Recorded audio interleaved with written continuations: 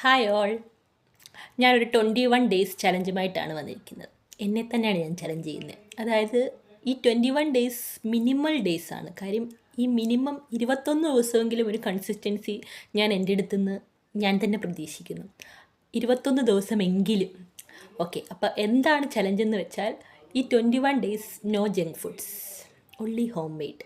അതാണ് ഞാൻ ഉദ്ദേശിക്കുന്നത്. കുറേ പേര് ഇപ്പോൾ ചെയ്യുന്നുണ്ട്, 90 ഡേയ്സൊക്കെ ചെയ്യുന്നുണ്ട്. ഞാൻ ഈ 21 എന്നെ കൊണ്ട് കഴിയുമോ എന്ന് ഞാൻ ട്രൈ ചെയ്യാൻ പോവുകയാണ്.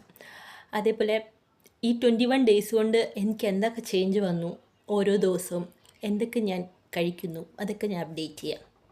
ഓക്കെ, അപ്പോൾ എൻ്റെ സ്റ്റാർട്ടിങ് വെയിറ്റ് 58.6 ആണ്. ഞാൻ മോർണിംഗ് തന്നെ ഒരു ഗ്ലാസ് ചൂടുവെള്ളത്തിലാണ് സ്റ്റാർട്ട് ചെയ്തത്. പിന്നെ ബ്രേക്ക്ഫാസ്റ്റായിട്ട് ഞാൻ 2 ഹോൾ എഗ്ഗും ഒരു ബനാനയും കഴിച്ചു.